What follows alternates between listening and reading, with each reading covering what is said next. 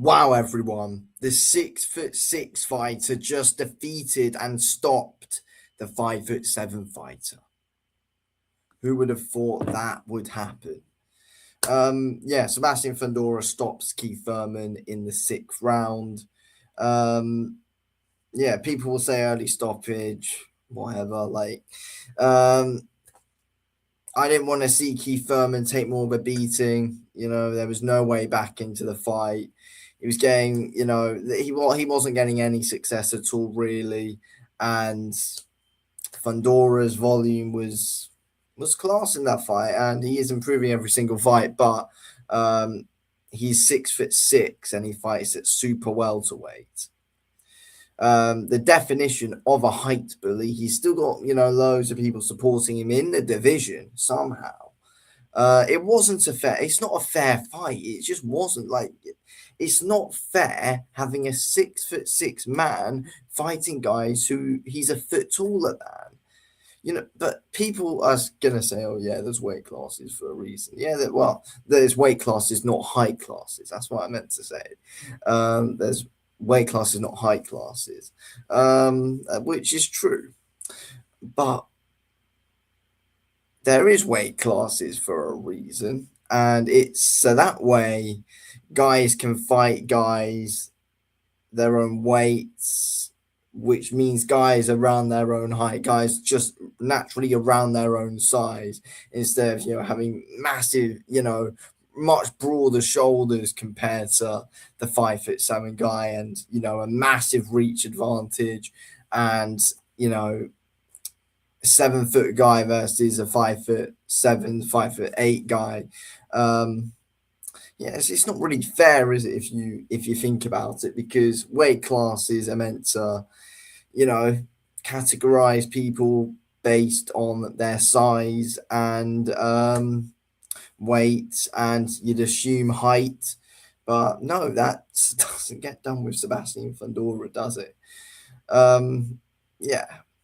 Keith Thurman was never going to win the fight. He was never going to win the fight. 37 years old, inactive, past his prime, and he had every single disadvantage possible against him. Keith Thurman showed great heart.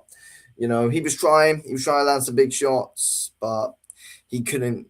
He couldn't manage the range, and you wouldn't bloody expect him to, because he's against a guy who's a foot taller than him with ridiculous reach.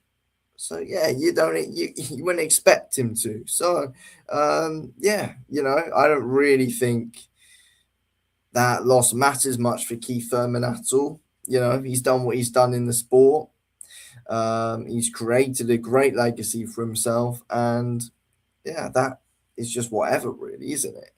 That fight against Fundora, it's just whatever. 37 years old, inactive, came in, took a risk, took a big fight, and tried to go for the glory and fell short, because he's against a 6'6" guy and he's 5'7". Look, I think if it's just not fair. It's just not fair. It's unfair. It's an unfair fight, really. And it's unfair whoever Fundora's up against. It was unfair against who? It was unfair against Mendoza, but Mendoza somehow, some way, splattered Fundora out. The savior, the one man. But look, unfortunately, Keith Thurman was never gonna win the fight, and it is what it is. He was never gonna win the fight because he had every single thing possible against him. He had nothing, no advantage whatsoever going into the fight. Absolutely no advantage other than experience. But again, he's been inactive. So, that was his only advantage, the experience, but he's been inactive. So that kind of also just went against him as well, which is sad to see. But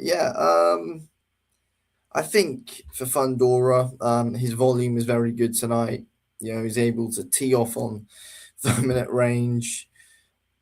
That's where it was, really. That's where it was. I mean, when Thurman did step in, I thought Fundora was good at getting him on the way out, like you'd expect with a guy with the reach he's got. against someone the size of Thurman.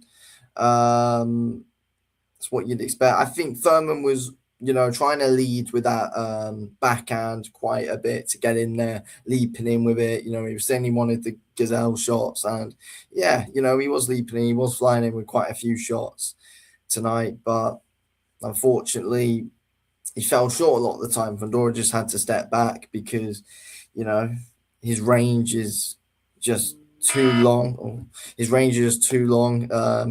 It's just simple, really, when he's against a guy much smaller than him to not get hit.